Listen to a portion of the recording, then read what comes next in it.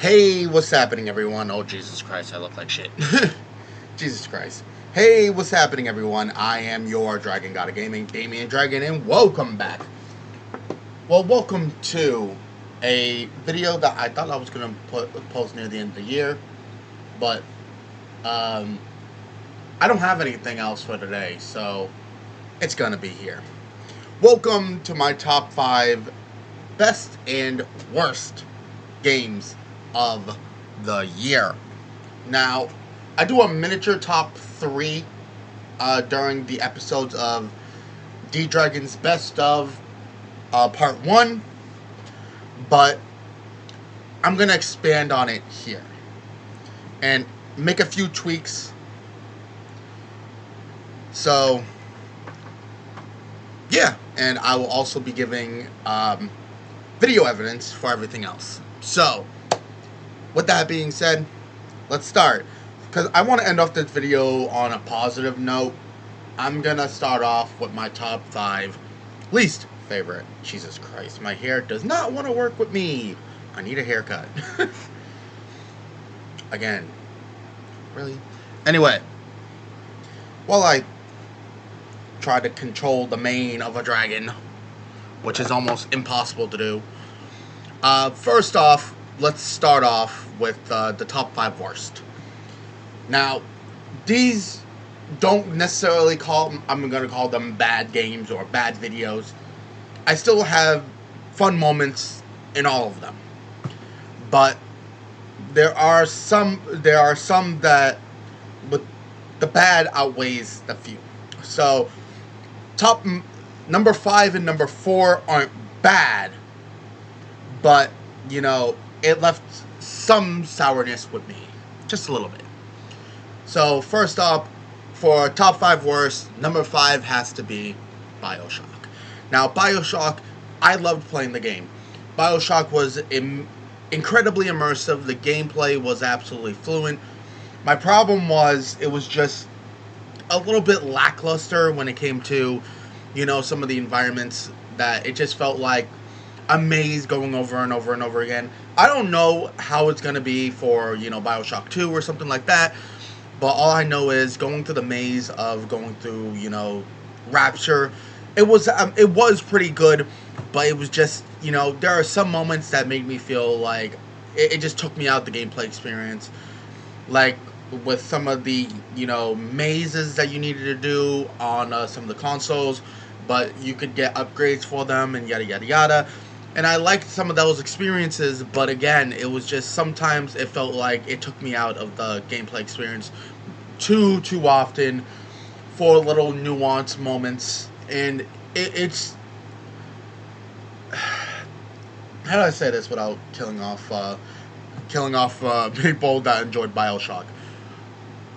It felt more like, you know, they were catering to the story, which was fine, rather than the gameplay, which I do like to hark on more than anything else. It didn't bug me, but sometimes it gave me like a crapshoot moment. But I still enjoyed BioShock regardless. Anyway, let's jump back in with number 4, God of War Ascension. Now, God of War Ascension, again, like BioShock, isn't a bad game. Was it, you know, less detailed than God of War 1 through 3 that I played on this channel before? Absolutely. I had no problem playing through BioShock, and I had no problems going through God of War. But for how much I've done through God of War, this one felt particularly less inducive with its environments. You know, the story was still extremely lackluster, but what I enjoyed most was that the carnage was still there from, you know, the gameplay's experiences that I've had, and I actually very much enjoyed myself going through the game and just having a lot of fun doing that. I didn't enjoy the story as much as I enjoyed the gameplay. So I would say something perfect for me would be the story matching the gameplay, and for some reason God of War just didn't hit home with me. I loved God of War franchise. Please do not get me wrong, but God of War Ascension just did not do that with me. I can see why people really sometimes do forget that God of War Ascension is a thing, and I can see why.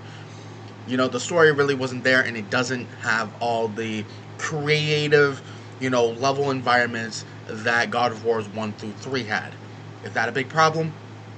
Not always, but for God of War, it lives and dies based on its, gameplay, its story, and its level designs and how they're presented. It just didn't do that with me, and it didn't do that, and I kind of felt the gameplay was there, the rest weren't. But was it still miraculously fun to play? Absolutely. Anyway, getting to the top 3. This is where I had to contradict myself a little bit for the end of the year video, which you will see. But number 3 has to be Sonic Superstars. I'm sorry. I'm sorry, but it has to be here. For everything that this game did right, there was 2 or 3 other things that it did wrong. Now, the character designs were beautiful. I loved the character designs and how they harp on a little bit more of the story, but again, sometimes it just felt like they were cranking a knob between, pretty chill and relaxed into heavy metal death, percentage with the difficulty.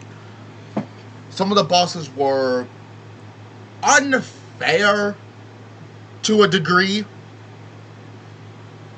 and I just didn't feel too well when it comes to this game. Now, honestly, I had a lot of fun with the parts that I really enjoyed, and I love the level designs. I do. But when the bosses take that fun and kind of stomp it into the dirt, and some of these bosses don't even make a hell of a lot of sense to be.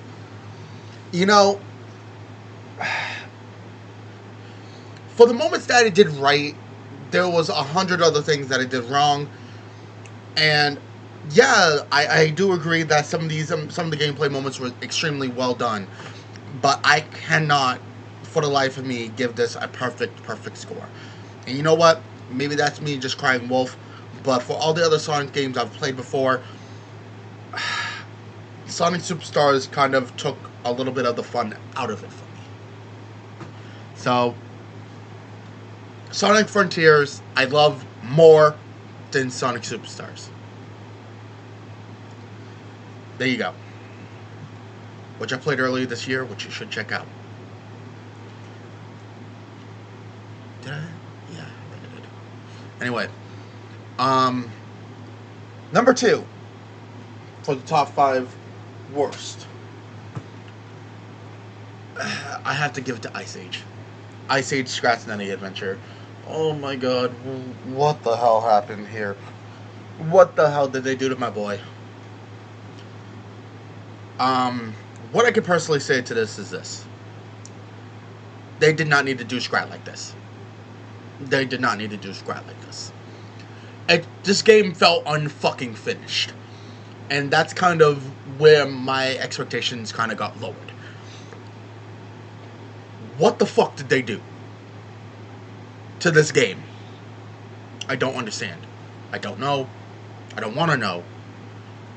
But I understand, like, maybe they had to, because Scrat kind of got, copyright taken away by the original owner of Scrat, which I understood and I was fine with.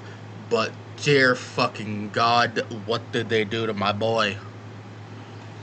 I was playing Scrat's Nutty Adventure and it just felt unfucking finished. Glitching me through walls, glitching me off the fucking map. Him dying for no goddamn reason. The gameplay just feels fucking unfucking polished. And I was so ready to play this game. I'm like, it's a PS5 Scrat game. I'm like, this can be like Ice Age The Meltdown when I was playing that. And I was so happy, and then when I started, I'm like, what the fuck is this? I pushed this without even seeing it. I'm like, I'm demented. It's demented. I'm like, a lot of the time I was just trying to struggle just to get it done, and that was the problem with me. I was struggling just to get it done. And I'm like, I had to fight with the game to keep me on the map. That's when you know there was a problem.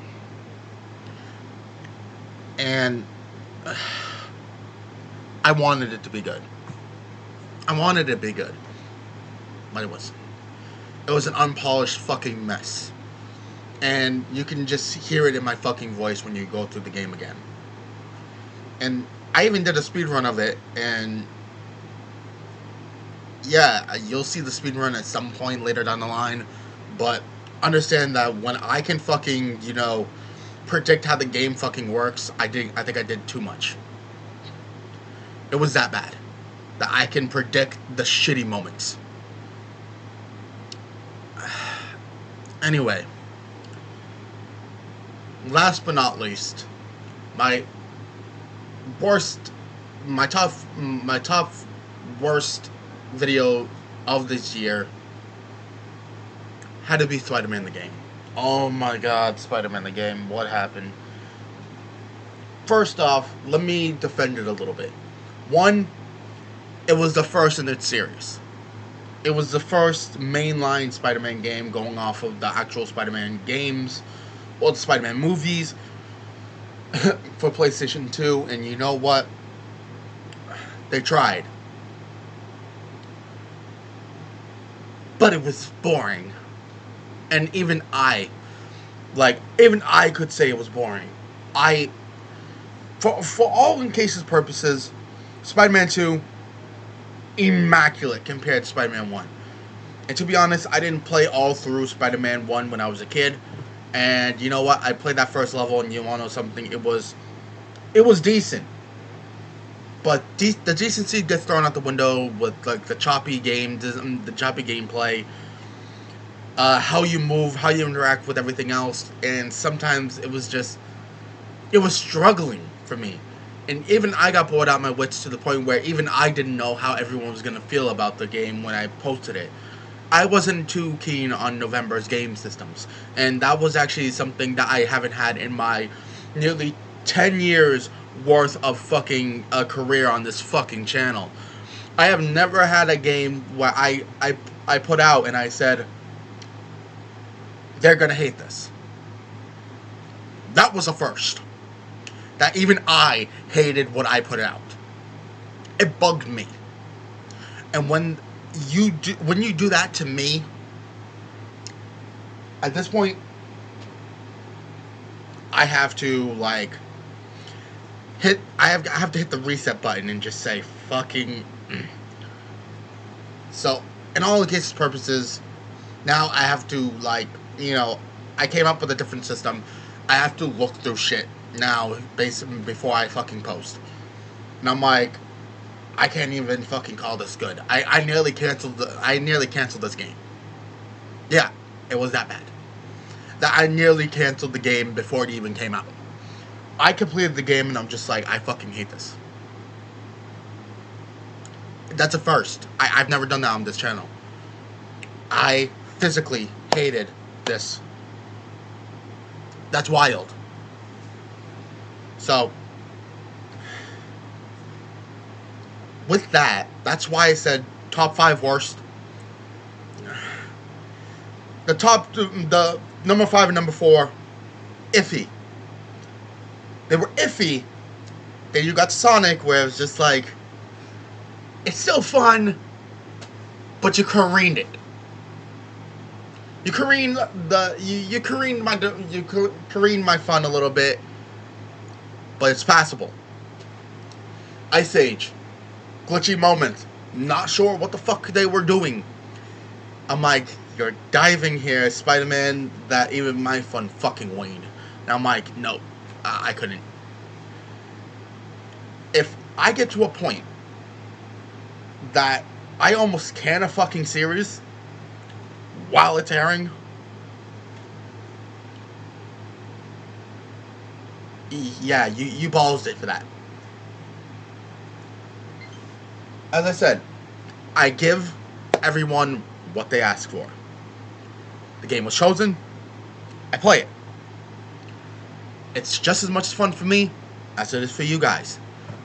I'm glad that some of the Spider-Man videos actually did pretty decently, but in terms of just fun and replayability, I can never say play the original Spider-Man game for PlayStation 2 or GameCube over Spider-Man 2, the movie, the game, for PlayStation 2. Cannot ever say that. So, yeah, it careened my fun. Anyway, with 15 minutes down, let's go on to my top 5 best, shall we? Let's up the dial, please. I started this off horribly. Anyway, let's go with number 5, Tide the Tasmanian Tiger 1 HD. Oh my god, it was so fucking good to jump back into the world of Tide the Tasmanian Tiger. The luscious game design, lovingly remastered by Chrome Studios, and all the fun that I was doing. They are still doing Kickstarter stuff, and I hope they redo Night of the Quaken as well. And at some point, somewhere down the line, I'm gonna also try to get myself Tide the Tasmanian Tiger 2 Bush Rescue, which they also lovingly remastered for the Nintendo Switch. And I want to get my hands back on it and get back into the game. Yes, the fuck, please. But dear God, I had a lot of fun in the Tide Tasmanian Tiger 1. It was extremely fun, very unique, very stylish, and I enjoyed every second that I spent inside of Tide 1. Some of my funniest moments of the year came from it, and I had a fucking blast playing Tide again. And for it to be its HD form as well, I'm glad that they are redoing my boy in a very good light. Now, if only somebody could take that and apply it to Sly Cooper. Mega fan hoping. Mega fan hoping. Anyway, let's stop that and jump into number 4. Little Nightmares 2. Oh my god, it just missed the top 3. It just missed the top 3. Little Nightmares 2 was a banger. Oh my god, it was a banger. You know, ladies and gentlemen, I had a lot of fun. And to a point right now that this is how good this was. It made me want to play Little Nightmares 3, which is coming out on the 31st. As this game is going to be progressing, as you're going to be watching the end of the year video, I'm going to be playing Little Nightmares 3. Yes, I am actually going to be recording Little Nightmares 3 a year ahead. It's, oh my god, I want to play Little Nightmares 3, and it's dropping December 31st. It's going to be sent out to me. It's going to be a fucking blast. I want Little Nightmares 3 in my hands. I'm also game locking it. It's being sent out to me immediately. And that's how good this was. The style, the visual representation, the story. It was just, everything came so good, and the ending made me feel some type of fucking way. That when an ending gets me, you've done something right. And oh my god, the game studio behind Little Nightmares was in their bag for this one. Little Nightmares 2 was so unique, so fun. It was just so luscious, so good, that I just really wanted to play the third one. I played Little Nightmares 1, 2, and now 3 is going to be coming out soon. I cannot fucking wait. I cannot heap more praise onto the Little Nightmares series more than I am. So let's keep it going. Little Nightmares, you're awesome. Anyway, from one creepy game to another that debuted in the same month. Number 3, Luigi's Mansion 3. Oh my god, yes. Luigi's Mansion was a dream. I'm kind of upset that I skipped over Dark Moon to play Luigi's Nightmare 3, but you want to know something? I am very happy I still did. Regardless, I don't like playing games out of order all too often, but when I do, I'm just hit with gold. And Luigi's Nightmare 3 was pure fucking gold. And you guys delivered on it as well. You guys seen it. You guys enjoyed it just as much as I did playing it. Yes, I was plagued a little bit with some of the... I was plagued a little bit with some problems at the beginning, but the more I played, the more just the ambiance, just how the game controlled it, how the game felt to play, and you know, some of the moments I will always remember playing, and it's just an incredible thing to do, just to get inside of a world with Luigi and just go fucking ham. You know, the character is played so lovingly.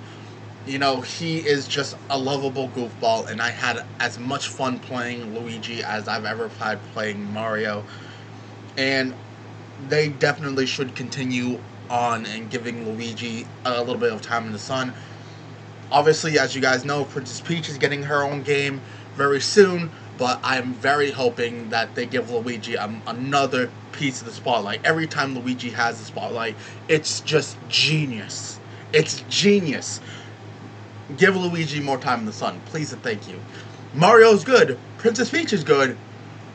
Luigi is fucking amazing. So, give me more Luigi. Give me more Luigi. Anyway. Number 2.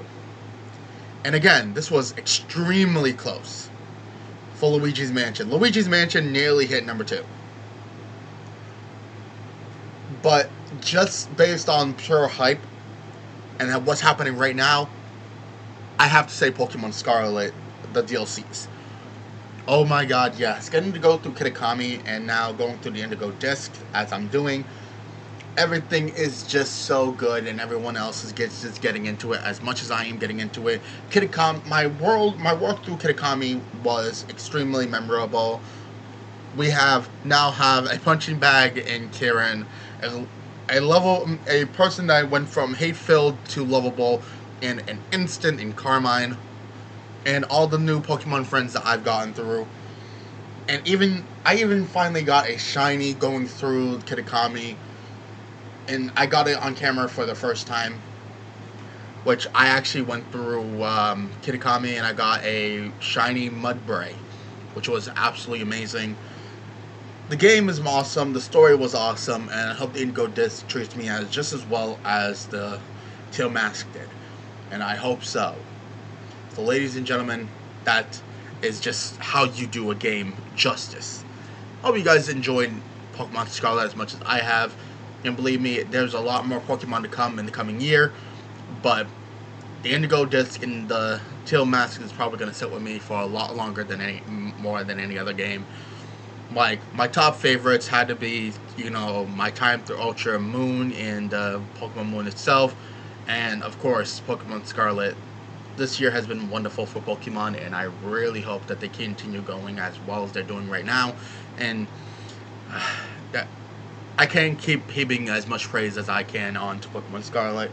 So, Pokemon Scarlet takes that number 2 spot.